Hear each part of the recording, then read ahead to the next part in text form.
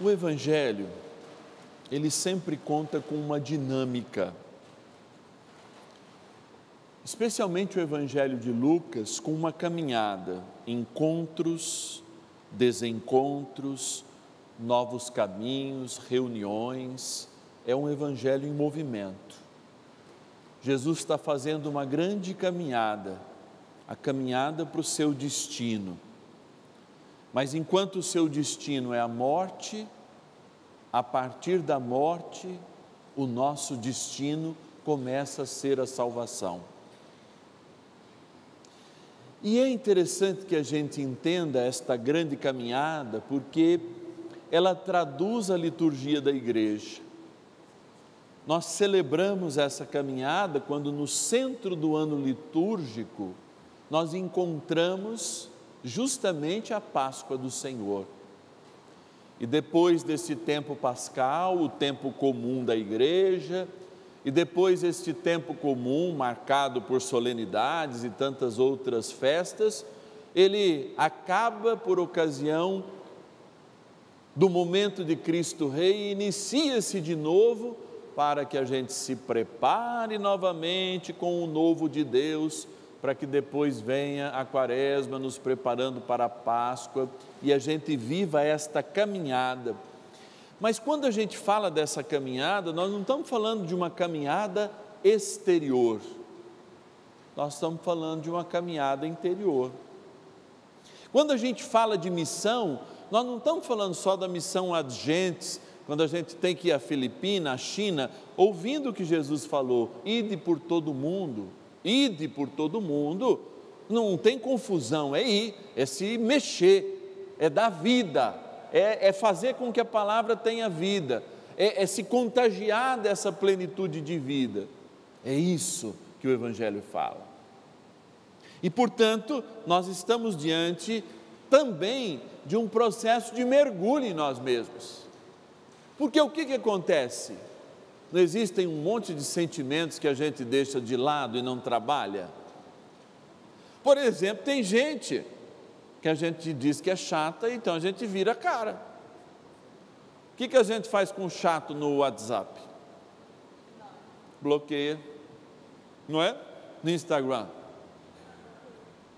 Bloqueia. E se a gente acha assim, não posso bloquear porque é muito meu amigo, etc e tal, pode achar ruim, a gente finge que aquela pessoa não existe.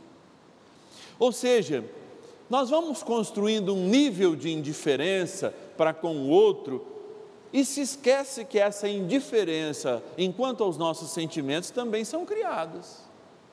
Quantos de nós, por exemplo, não percebe aquilo que a gente aprende na escola? Que o oxigênio já é um milagre. Que o ato de transformarmos uma molécula de açúcar em ATP, para mim, é outro milagre. Pelo ato de termos uma molécula de ferro mais 3 nas hemácias, que vai no pulmão e despeja gás carbônico e depois vai lá na nossa unha encravada e leva o oxigênio e pega outro gás carbônico para de novo pôr. Isso para mim é um milagre, é uma coisa que eu não posso deixar de entender como um sinal. E o que Jesus está falando? Eu estou diante de vocês, falando há quantos anos, há quantas quaresmas, há quantos ciclos anuais, há quantos anos litúrgicos eu tenho falado na tua vida e você não muda. É isso que ele está falando para nós hoje. Cabeça dura, porque eu estou falando faz tempo, você perceber as coisas, mas você não muda.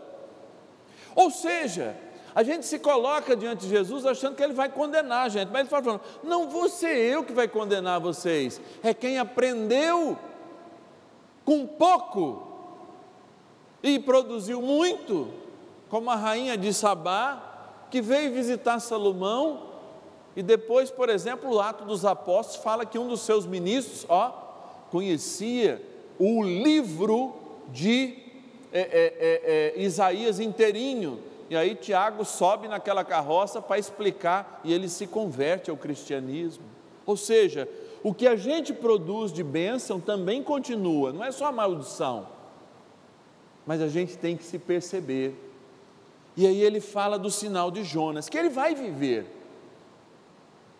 a terra vai o engolir, e a graça do Pai, a graça eterna do Pai, vai fazer com que a terra o coloque para fora em luz e ele ressuscite. Esse é o sinal de Jonas, que antevê esse mistério, porque Jonas foi desviado do seu caminho de fuga em Nínive, por quê? Porque ele tinha medo de evangelizar, ele tinha medo de dizer a verdade, ele tinha medo porque os profetas naquela época eram todos assassinados, e ele corre, e uma tempestade corrige o caminho, jogam ele fora do barco, quando ele fala, é por minha culpa que o barco não está indo e que vai entrar à deriva, e aí um peixe o engole e o vomita na praia de Nínive. Então, estão percebendo esses sinais, porque muitas vezes a gente não percebe. Por exemplo, por que todo mundo hoje acha as tempestades da vida como maldições? Para Jonas uma tempestade foi bênção, bênção para corrigir o caminho dele.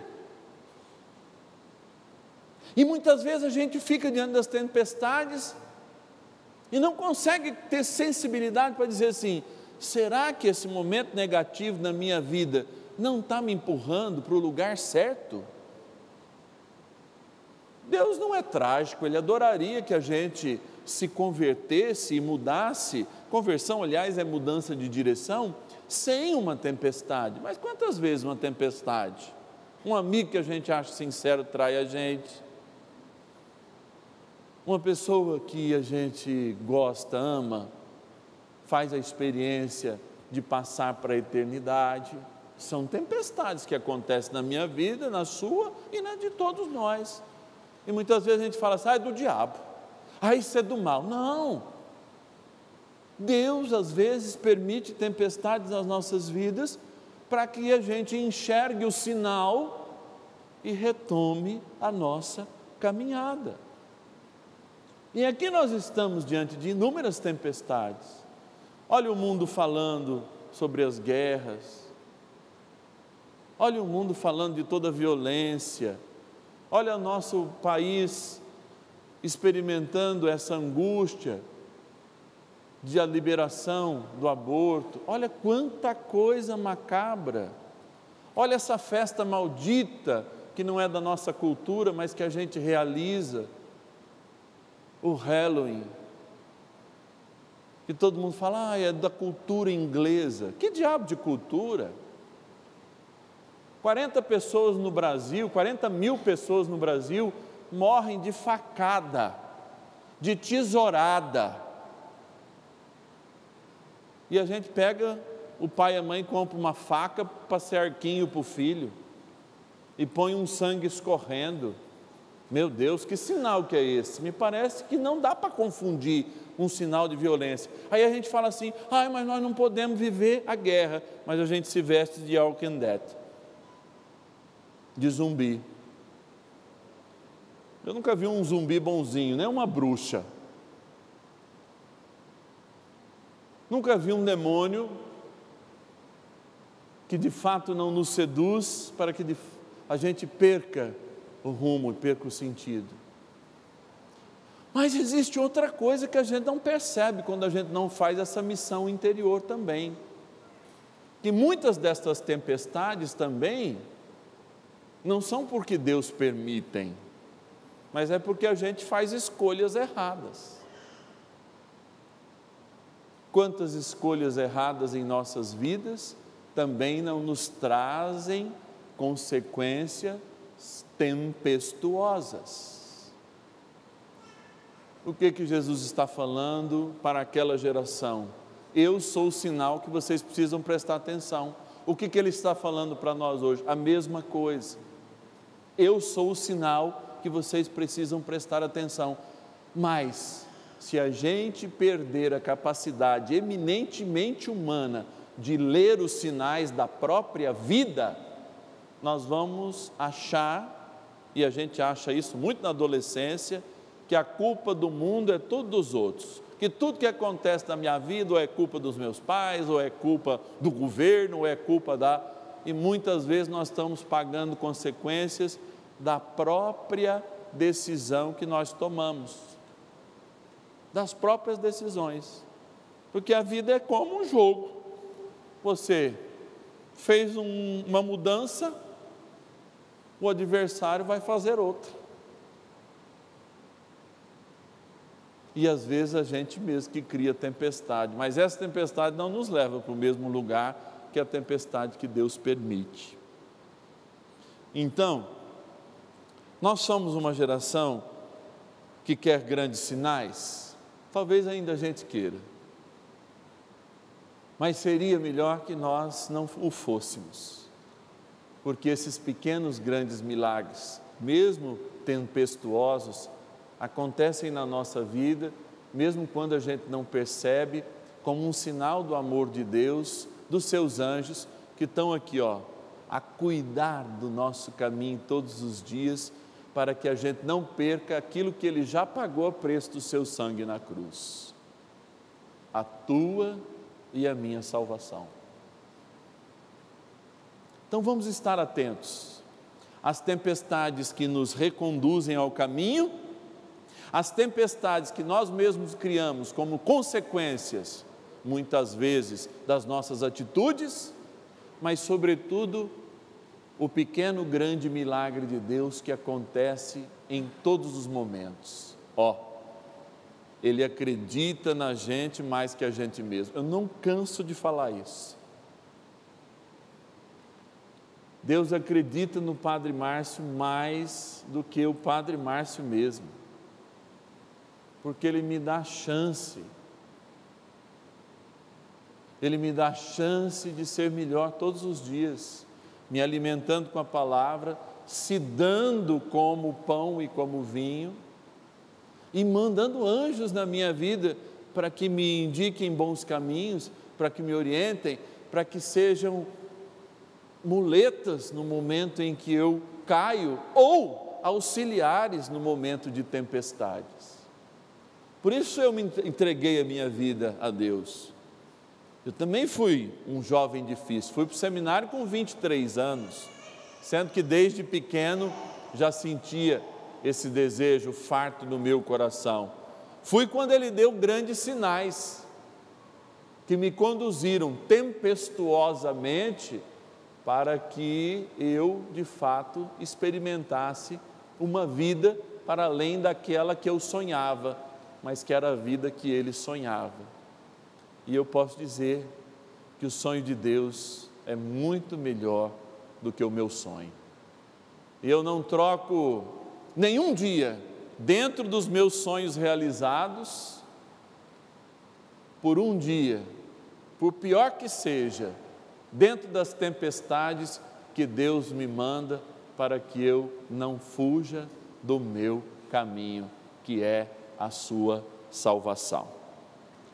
E que, de fato, a gente possa chegar um dia e cantar a glória de Deus no céu, quando os nossos caminhos não mais serem aqueles que trilhamos paralelamente, mas seja o céu, que é o lugar que para todos nós foi comprado, firmado, contratado para que fosse a nossa realidade depois da morte. Então, que a gente não perca essa realidade, pedindo sempre a graça espiritual de sermos sensíveis aos sinais que Deus dá à nossa vida. Louvado seja nosso Senhor Jesus Cristo.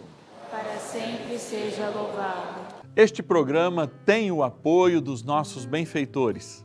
Seja você também um benfeitor, evangelizando conosco. Ligue 0 Operadora 11 4200 8080.